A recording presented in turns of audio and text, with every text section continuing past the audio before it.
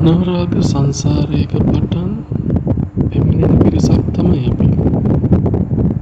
අපි කොතනින් මේ සසර පටන් ගත්තද කියලා කල්පනා කරොත් ඒක කල්පනා කරලා ඉවරයක් කරන්න බෑ. බුදු පියාණන් වහන්සේත් පෙන්වලා දෙන්නේ ඒකනේ. අනමතක්කෝයම් වික්කවේ සංසාරෝ පුබ්බා කොටින පඤ්ඤාති ආදී මේ පෙර කඳ පිළිවෙලක් පනවන්නට බෑ. එසේනම් අපිට පැහැදිලි ඒ වගේම බුදු පියාණන් වහන්සේ අපිට පෙන්වලා දෙනවා මේ ජීවත් වෙන පුද්ගලයා නිරන්තරයෙන්ම අනන්ත දුක්ඛ ස්කන්ධයන්ට මුහුණ දෙමින් තමයි ජීවත් වෙන්නේ. ඒක අපිට පැහැදිලි එසේ දුක්ඛ ස්කන්ධයන් මේ අනන්ත සංසාරේ පුරාම අඩු වැඩි වශයෙන් අපි මුහුණ දීලා තියෙනවා.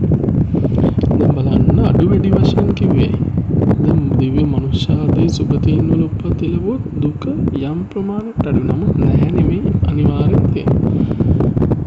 එතකොට නරක තිරිසන් ප්‍රේත අසුරාදී නිකායන් උප්පත්ති ලැබන්නට සිද්ධ වෙනවා.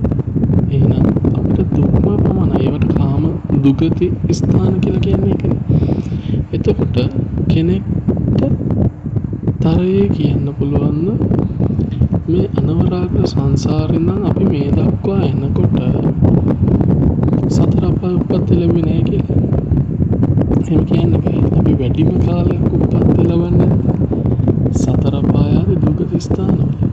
මොකද හේතුව බුදු පියාණන් වහන්සේ පෙන්වලා දෙන්නේ සෝවාන් ආදී මාර්ගාධිකමයකටපත් නොවෙච්ච පුතග්ජන පුද්ගලයා සතර අපාය මහගෙදර කරගෙන ඉන්නේ. මහගෙදර ස්වභාවය කොහොමද? මහගෙදර ස්වභාවය තමයි අපි එළියේ කොහෙ ගියත් මහගෙදරින් පිට කොච්චර ගියත් අපි ආයෙන්නේ මහගෙදරට. අපි ගෙදරට තමයි අපි ආයෙන්නේ. අන්න ඒ වගේ නිසා තමයි බුදු පියාණන් වහන්සේ මේ සතර අපාය මහගෙදර වගේ කියලා උපමා කරලා තියෙන්නේ. මේ පෘථග්ජන පුද්ගලයාගේ වැඩි නඹුරුව තියෙන සතර අපාය ආදී දුගති ස්ථානවල. දැන් වැඩි දෙයක් ඕනේ නැහැ. දැන් මේ පින්තුන් හිතුව බෝධිසත්වයන් වහන්සේ බෝධි සම්භාර ධර්ම පුරණ අවදීදී අපිට ආත්ම භාවයන් 550ක් පමණ මේ ජාතක කතා පොත ඇසුරෙන් දකින්න තියෙනවා. එතකොට ඒකෙදි සුගති ස්ථානවල සත්‍ය බෝධිසත්ව ඉපදුන අවදීන්මද ජාතක කතාවද තියෙන්නේ? නෑ, වැඩිමනක් තියෙන්නේ තිරිසන් ආදී සතර අපායත්පත්. එහෙනම් පාරමී ධර්මයන් පුරණ බෝධිසත්වයන්ොත් එහෙම සතර අපායේ උප්පත්ති ලැබුණා. විශේෂයෙන්ම තිරිසන් ආදී අපායේ උප්පත්ති ලැබුණා. ඔබ අප ගැන කවර කතාවද? එහෙනම් පින්වත්නි අපිට මේ සසරේ භයංකාරත්වය පිළිබඳව ඒ තුලින් අවබෝධ කරගන්නට පුළුවන්. නමුත් අපි වාසනාවන්ත වෙලා තියෙනවා උතුම් මනුෂ්‍යත්වයක් වර්තමානයේදී ලබා ගන්නට පුළුවන් වෙලා තියෙනවා. ඒ වගේම තමයි මේ මනුෂ්‍යත්වය පරමාර්ථ මනුෂ්‍යත්වයක් ලබා ගන්න පුළුවන් වෙලා තියෙනවා.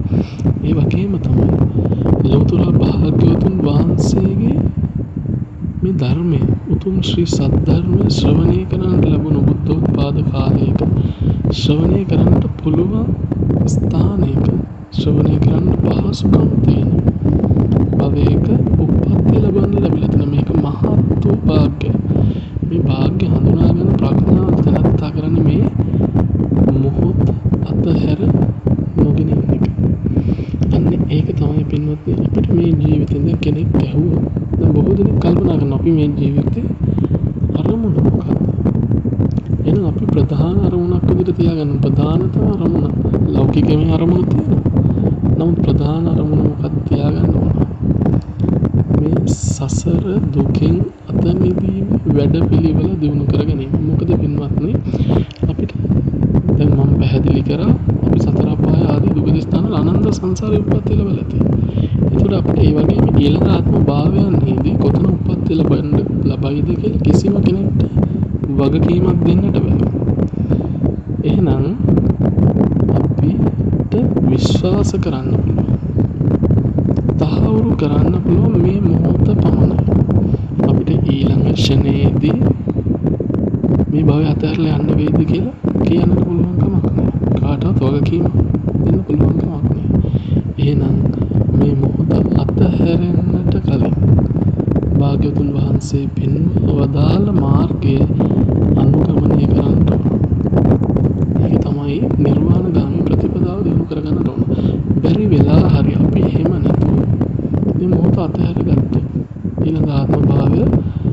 නිර්වාණ ස්ථානයක උප්පත්තිය ලබන්නට ලැබෙයිද කියලා කියන්න බෑ. අපිට නැවත තිරිසන් ආත්මයක උප්පත්තිය ලබන්න ලැබුණොත් ධර්මය අහන්න පුළුවන් කාලෙක ඉපදුණා ධ්‍යාත්ම භාවයෙන් ප්‍රයෝජනයක් ගන්න බෑ.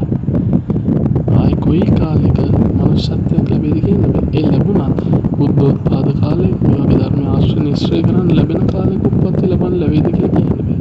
එහෙනම් අවබෝධ කරගත යුතු දෙයක් තමයි මේ ලැබුණු උතුම් ලාභය.